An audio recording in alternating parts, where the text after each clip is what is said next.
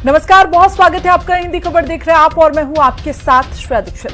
दिल्ली में एसीबी ने दिल्ली जल बोर्ड के एसटीपी टेंडर भ्रष्टाचार मामले में पूर्व मंत्री सत्येंद्र जैन को गिरफ्तार कर लिया है और इस मामले में सत्येंद्र जैन समेत कुल 6 लोगों को गिरफ्तार किया गया। तो वहीं इस मामले को लेकर आम आदमी पार्टी ने बीजेपी और केंद्र सरकार पर तीखा हमला बोला है।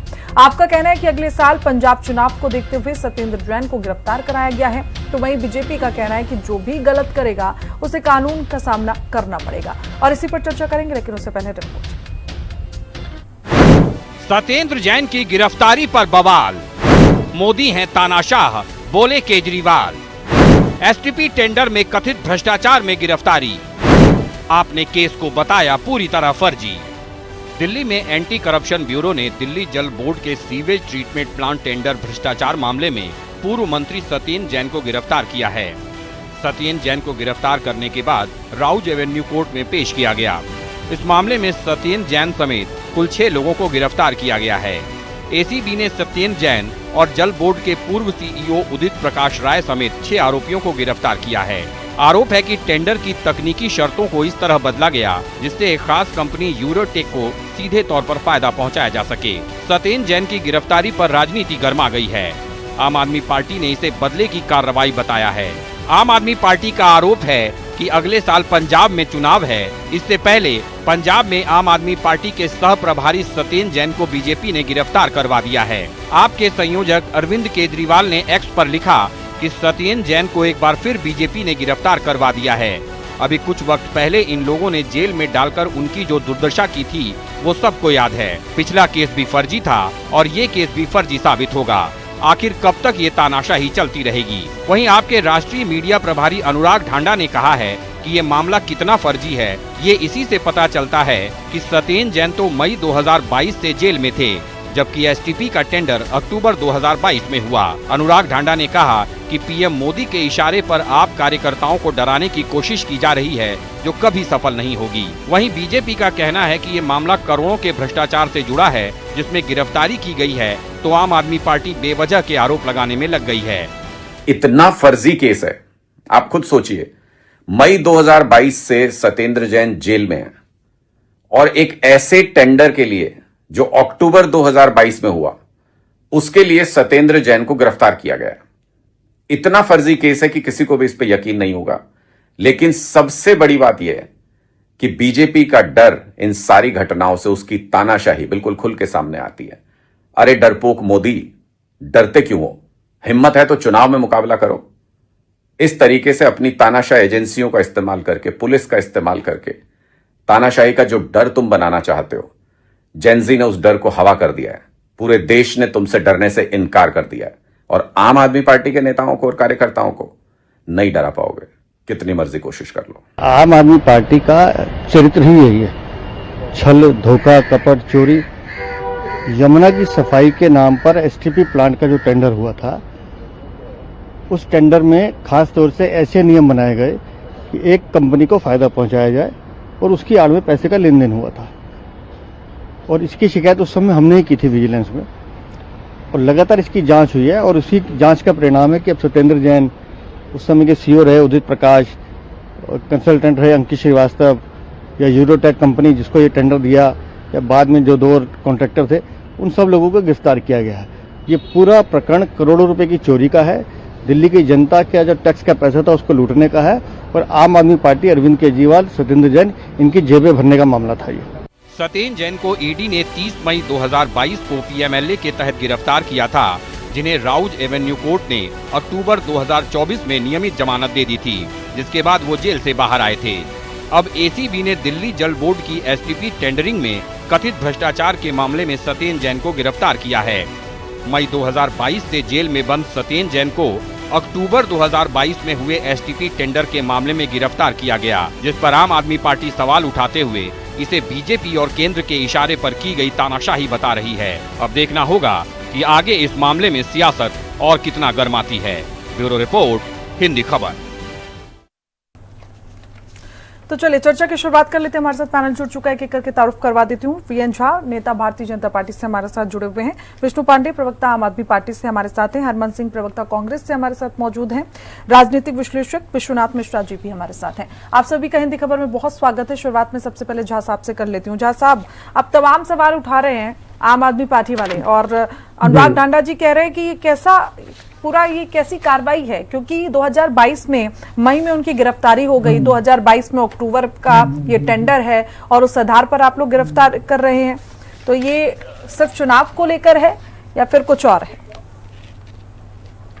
प्रिया जी, देखिए, एक बड़ा ही विडंबना है देश का कि धर्मेंद्र प्रधान जी के समय में अगर शिक्षा में कोई भी अनियमितता हुआ तो धर्मेंद्र प्रधान दोषी है, क्योंकि वो भाजपा के थे। लेकिन सत्येंद्र जैन साहब के जब थे, मिनिस्टर वो थे, रिजाइन नहीं दिए थे। अगर कोई अनियमितता हुई तो उसमें फिर तो बीजेपी वाले रिस्पॉन्सिबल है, सत्येंद्र जैन नहीं है भाई साहब। ये जो एफआईआर हुई, आपको पता है ये मामला कब के? 11 मई 2024 को एफआईआर हुई है और एफआईआर नंबर है 10/2/2024।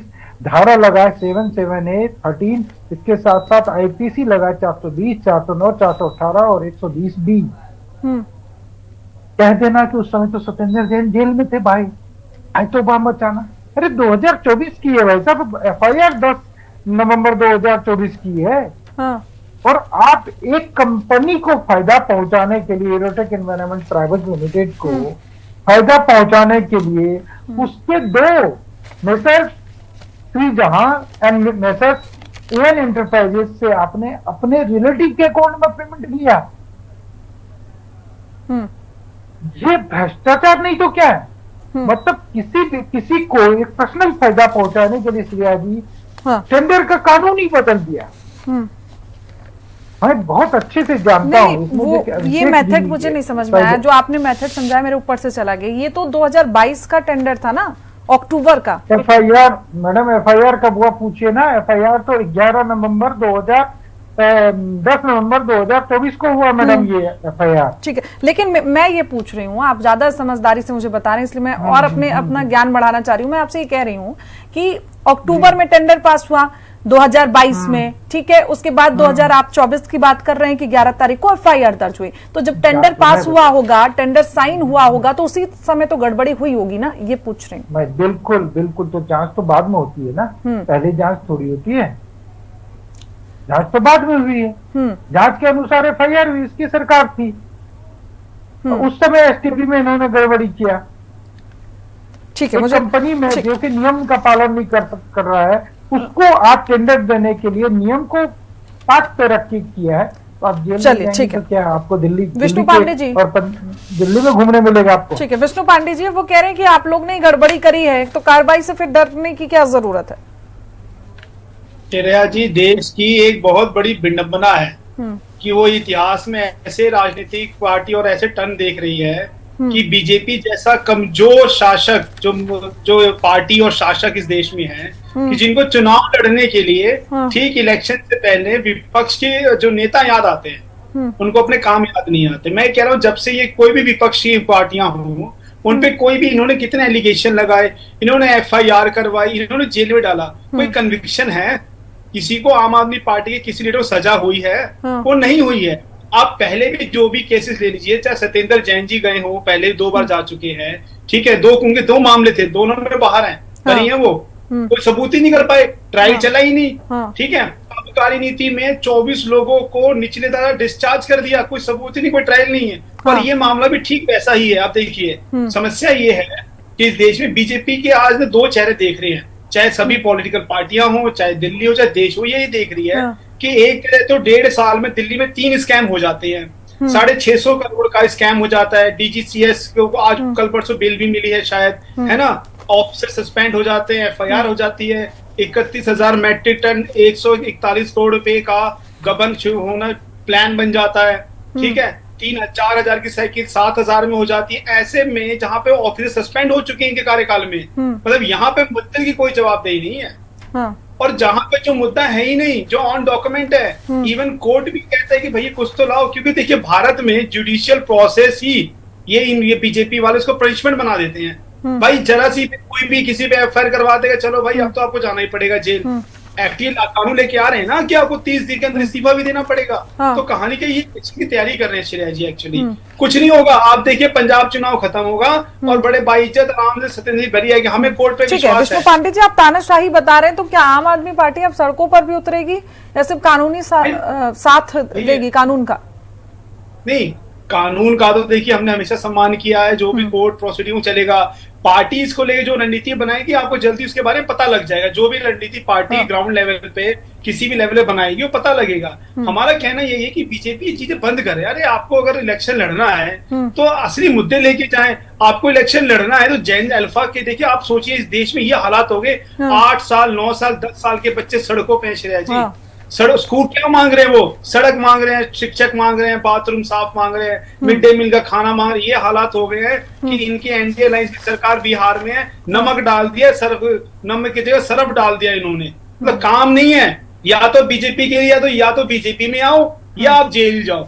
ठीक है। तो अब आप एक बात बताइए, फिर आप तानाशाही सोच और इनकी सोच से आप राज करना चाहते हो तो करते रहो। इससे क्या हो जाएगा, आपको अपने आप जनता बता देगी क्या सही है। चलिए ठीक है। हरनाम सिंह जी, जब शराब घोटाला हुआ था उस वक्त आप लोग भी तमाम सवाल उठा रहे थे। एक बार फिर इस तरीके की तस्वीरें निकल रही हैं और आम आदमी पार्टी दावा कर रही कि जैसे पहले कोर्ट ने कहा कि ये केस चलाने योग्य नहीं है, इस बार भी ऐसा ही कुछ होगा। उस पर क्या रिएक्शन कांग्रेस का? क्योंकि पिछली बार तो आप लोगों ने सवाल जरूर उठाए लेकिन जो कोर्ट का फैसला आया वो कुछ और आया। देखिए ऐसा है कि देश में एक कानूनी प्रक्रिया है। जैसा इस टेंडर के बाद लगता है जो एसटीपी घोट स्कैम है जो कि यमुना को क्लीनिंग के लिए बनाया गया था, मुझे तो लगता है यमुना इसीलिए क्लीनिंग और नहीं हुई है, मैली इसलिए हुई कि जो एसटीपी प्लांट के घोटाले हुए। अगर एसटीपी प्लांट उनके कोनों पे लग जाते जहां ये वेस्ट वाटर आ रहा था तो शायद हो सकता है यमुना थोड़ी कम गंदी रहती। अभी अगर बात जहां तक इस पूरे प्रकरण की है, मैंने इसको स्टडी किया, रिसर्च किया और देखा तो ये जो कंपनी है जिसको ये यूरोटेक एनवायरमेंटल कंपनी है, इसके टेंडर में उसको लाभ देने के लिए, उसके स्पेसिफिकेशन चेंज करने के लिए, उसको मॉडिफिकेशन करने के लिए, मॉड्यूलेशन करने के लिए इन्होंने बहुत सारे ऐसे कोई एविडेंसेस हैं एसीबी के पास जिसमें कि कुछ लोगों को पैसे भी दिए गए हैं। इवन उदित प्रकाश राय जो आईएएस हैं, सीईओ थे उस टाइम के तत्कालिक, उनके रिलेटिव को 1.5 करोड़ रुपया इन कंपनियों ने, अलग अलग कंपनियों ने उनके अकाउंट्स में दिया, जिससे कि कुछ प्रॉपर्टियां भी खरीदी गई है, इमो प्रॉपर्टियां। तो ये एक तरीके से स्कैम इससे निकलकर समझ में आता है कि किस किस कंपनियों को पैसे गए और उन कंपनियों ने किस किस को किस तरीके से ब्राइब दी, किस तरीके से ये पैसे दिए हैं। सृजन कंपनी है और एएन एंटरप्राइजेज है। और सत्येंद्र जैन साहब का तो मुझे लगता है कि शायद भ्रष्टाचार और उनका कुछ चोली दामन का साथ है। मनी लॉन्ड्रिंग के केस में भी उनका नाम आया था, कुछ साल वो जेल रह के भी आए। अभी ये एसटीपी प्लांट का आ गया, बीच में मोहल्ला क्लिनिक का था। तो कहीं ना कहीं ये एक जांच का विषय तो है और आम आदमी पार्टी को गंभीरता से इस पर सोचना पड़ेगा कि मैं अगर ये आज बहुत गर्व के साथ यहाँ पर आपके चैनल पर बैठ के कह रहा हूँ कि हमारी 15 साल दिल्ली में सरकार रही, स्पॉटलेस सरकार थी। आज तक एक भी एमएलए पर एफआईआर नहीं थी, एक मिनिस्टर पर एफआईआर नहीं है, एक चीफ मिनिस्टर पर एफआईआर नहीं है, एक प्रकार का घपला घोटाला गबन नहीं हुआ। 10 साल में इनकी सरकार रही, दिल्ली ने देखा टैक्स पेयर के पैसों से चाहे एडवर्टाइजिंग घोटाला हुआ, चाहे शीशमहल घोटाला हुआ, चाहे शराब घोटाला हुआ, चाहे सत्येंद्र जैन का घोटाला हुआ, तो तमाम घोटाले निकल कर ऐसी भारतीय जनता पार्टी का 1.5-2 साल में देख लीजिए किस तरीके के घोटाले। 650 करोड़ का घोटाला, चावल का 2200 करोड़ का घोटाला, साइकिल खरीदी का घोटाला, अभी तो और घोटाले इनके आ रहे हैं जो हम लोगों ने कंप्लेंट्स की हुई है। तो आप ये समझिए कि दिल्ली देश की राजधानी, एक नजीर पेश होनी चाहिए, ट्रांसपेरेंसी है। आरटीआई कानून कांग्रेस लेके आई थी, तो आज जब आरटीआई एक्ट को भी कमजोर किया गया है जिसमें कि नहीं बताया जाता कि कितना क्या क्या किस डिपार्टमेंट में क्या हो रहा है, तो हमें लगता है कि दिल्ली देश की राजधानी, इसमें एक नजीर पेश होनी चाहिए और अगर किसी ने कोई गड़बड़ की है तो उसको बिल्कुल सख्त सख्त कार्रवाई होनी चाहिए उसके खिलाफ, क्योंकि ये टैक्स पेयर का पैसा है। टैक्स पेयर के पैसों से अगर गड़बड़ की जा रही है, लगभग इसमें 17-18 करोड़ रुपए का जो अभी एसीबी ने एफआईआर किया वो गबन का आरोप है। तो टैक्स पेयर का पैसा, इसको कहीं ना कहीं जिन्होंने भी गड़बड़ की है, चाहे वो अंकित श्रीवास्तव उनका कंसल्टेंट था, चाहे सीईओ थे, चाहे सत्येंद्र जैन साहब हो, चाहे और कोई लोग हो, अगर किसी ने कोई गड़बड़ की तो उसके खिलाफ बिल्कुल सख्त से सख्त कार्रवाई होनी चाहिए और एक नजीर पेश होनी चाहिए। चलिए मैं आगे बढ़ रही हूँ। विश्वनाथ मिश्रा जी भी हमारे साथ हैं। विश्वनाथ मिश्रा जी, मुझे ऐसा लग रहा है कि कार्रवाई पर सवाल नहीं उठ रहे हैं, सवाल हमेशा टाइमिंग पर उठते हैं, क्योंकि पिछली बार जब दिल्ली में चुनाव था उससे पहले अरविंद केजरीवाल और उनके तमाम साथियों को जेल पहुंचाया गया। अब क्योंकि चुनाव है पंजाब में, तो फिर ऐसी तस्वीरें निकलकर सामने आ रही है, इसलिए मुझे लग रहा है कि आम आदमी पार्टी सवाल उठा रही है। धन्यवाद प्रिया जी। सभी पैनलिस्ट को नमस्कार और सभी दर्शकों को मेरा नमस्कार। प्रिया जी देखिए, टाइमिंग राजनीति प्रेरित हो सकती है, मैं उस पर कमेंट बिल्कुल नहीं करूँ। राजनीतिक दल हैं, लेकिन क्या पूरा लीगल सिस्टम सब उसी के हिसाब से चलेगा, इसमें थोड़ा संशय है। राजनीतिक दल है, उनकी राजनीतिक टाइमिंग का विषय हो सकता है, ऊपर में सवाल नहीं है। लेकिन बड़ा सवाल ये है कि अगर कुछ नहीं है, किसी मिस्टर ए को, जो मिस्टर क्लीन है, उसको किसी की औकात है कोई गिरफ्तार कर लेगा? आप मुझे बताइए। कोई मिस्टर ए है, कोई मिस्टर जेड है, जिसके ऊपर कोई आरोप नहीं, कोई छींटा नहीं, कोई दाग नहीं, किसकी हैसियत है जो उसको गिरफ्तार कर ले? कुछ तो है ना दामन में जो ये गिरफ्तारी की नौबत है। एसटीपी की प्रक्रिया है, अगर आपने टर्म्स कंडीशंस में कहीं मॉडिफिकेशन करके किसी को अनुचित लाभ पहुंचाने का प्रयास किया और अब तक अगर आपकी गिरफ्तारी नहीं हुई, अब तक उस प्रक्रिया में, लेकिन मिश्रा जी जब अरविंद केजरीवाल, मनीष सिसोदिया की गिरफ्तारी हुई थी, तो अगर आपकी बातों को जोड़ूं तो कुछ तो था ना, तभी तो गिरफ्तारी हुई है, जैसा कि आप बोल रहे हैं। लेकिन उसके बाद कोर्ट रिहा कर देता है ना, कोर्ट कह रहा है कि ये केस चलाने योग्य नहीं है, तो फिर कुछ तो था वाला कोर्ट में नहीं पेश हो पाता है कि क्या था, इस बात पर समस्या है। अगर बिल्कुल ठीक बात, मैं सवाल कर रहा हूँ, अगर कुछ नहीं है तो कोर्ट उसको साल 1.5 साल टेनेबल कैसे करता है? कोई भी क्वेश्चन, मुकदमा टेनेबल कब होता है? एंटरटेन ही नहीं होना चाहिए। मैं तो सवाल उठाता हूं, तो अगर ये सवाल है, अगर ये कमेंट्री है कोर्ट की, तो फिर ये प्रश्न उठना चाहिए कि इनिशियली आपने कोर्ट केस फाइल होने क्यों दिया? आपने चार्जेस फ्रेम होने की नौबत क्यों आने दी? उसकी गिरफ्तारी हुई तो तुरंत उसको रिलीज करके और आउटराइटली उस पूरे मुकदमे को खारिज क्यों नहीं किया? ये हमको अपने सिस्टम में कहीं ना कहीं चेक करना पड़ेगा अगर ये सवाल उठता है। क्योंकि देखिए, बिना कुछ हुए अगर कहीं कोई ट्रांसफॉर्मेशन नहीं है, मान लीजिए इनिशियल कोई भी टेंडर फ्लोट हुआ, उसकी बेसिक कंडीशंस हैं, सबने अपना फॉर्म भरा, जो एलिजिबल थे उन्होंने भरा, उसमें जो L1 था उसको टेंडर अलॉट हो गया। अगर सब कुछ इतना ही आसान है तो फिर मुकदमा कहां से आ सकता है? मुकदमा कोई जिन्न थोड़ा ही किया कहीं अपीयर हो जाएगा। कुछ तो है ना कि इनिशियली कुछ था, फिर आपने किसी एक कंपनी को फेवर करने के लिए उसमें कुछ मॉडिफिकेशन करके कि ठीक है उसको 150-50 करोड़ रुपए का उसका लाभ हो जाए, तो आपने उसको मॉडिफिकेशन किए, आपने ट्रांसफॉर्मेशन किया होगा, उसी को तो आधार बनाएगी ना। चाहे एसीबी हो या कोई भी एजेंसी हो, चाहे सामान्य पुलिस हो, डिस्ट्रिक्ट पुलिस हो, कमिश्नरेट पुलिस हो, भाई कोई भी जो आयु हो, आयु का काम क्या है? कुछ तो लिख के रखेगा ना अपनी जीडी में, जो पर्चा काटेगा उसमें लिख के तो देगा कि साहब ये देखिए पहला पर्चे में ये है कि इनिशियली इन्होंने टेंडर के फॉर्म की कंडीशंस ये थी, उसके बाद जब फ्लोट किया और उसके बाद ये किया और उसके बाद फिर ये स्थिति हुई, इससे इतने करोड़ का नुकसान हुआ, तब ना कोर्ट एक्सेप्ट करता है। अन्यथा कोर्ट क्यों एक्सेप्ट करेगा, आप मुझे बताइए। बाद में कोर्ट कहता है नहीं साहब, कई बार क्या होता है, कई बार कहता है भाई ये तो टाइम बार्ड हो गया, आप 5 साल बाद कह रहे हैं। कई बार कहता है नहीं भाई ये इतना लंबा हो गया है कि टेनेबल नहीं है। अभी कई बार कहता है कि आपको 60 दिन के अंदर चार्जशीट फाइल करनी चाहिए थी, आप 70 दिन बाद ले आए, इसलिए हमने रिजेक्ट कर दिया। तो ये कुछ ऐसे लूप होल्स हैं जहां से ये पूरा मैं जिसे घोटाले का जिन्न है धीरे से निकल जाता है। हमको अपने सिस्टम को सुधार करने की जरूरत है। निश्चित रूप से कोई भी जो सामान्य हो, जो ईमानदार है, जिसने कुछ नहीं गलत किया है, उसके ऊपर कोई तनिक भी, मैं कहता हूँ चंद 2 घंटे की भी गिरफ्तारी अनुचित है।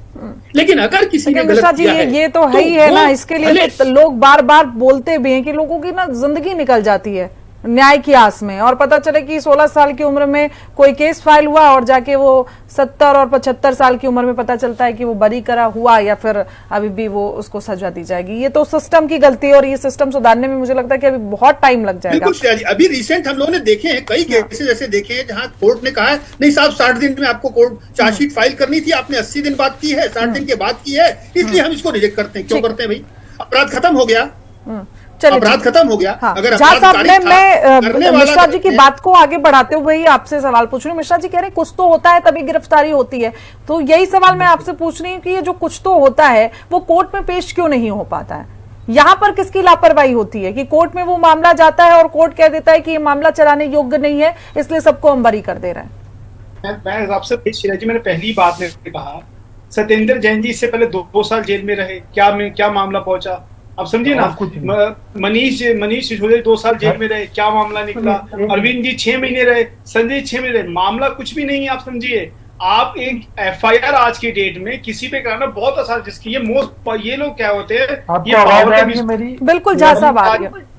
गलत बात है ना, देखो नहीं गलत बात। विष्णु पांडे जी सवाल मेरा झा साहब से ही था, लेकिन उनकी आवाज में कुछ इशू था, फिर आप जवाब देने लग गए थे। कोई बात नहीं, चलिए ठीक है। सुनिए, मैं आपको कहता हूँ, ठीक है झा साहब, विष्णु जी को बात खत्म कर लेने दीजिए। चलिए ठीक है विष्णु जी, आप अपनी बात खत्म कर लीजिए, फिर जारी में झा साहब। आपको मेरा कहना यही था कि आप देखिए, मैंने पहले बोला जुडिशियल प्रोसेस को पनिशमेंट सिस्टम बनाता है। अगर आप सोचिए, अगर पहले हमारे सारे जितने भी हमारे शीर्ष नेतृत्व हैं वो जेल से बरी हो चुके हैं, तो आपने क्या किया, प्रोसेस को पनिशमेंट बता दिया। भाई वो किसी दिल्ली में चुनाव था तो 23 के 23 लोग जेल में डाल दिए। आप सोचिए ना, पूरा इंडिया में माहौल रहता है। यही है कि इसमें भी कथा कथित है, पहले भी था, बस चुनाव की तैयारी कर रही है बीजेपी और कुछ नहीं कर रही। चलिए ठीक है झा साहब, जवाब दीजिए।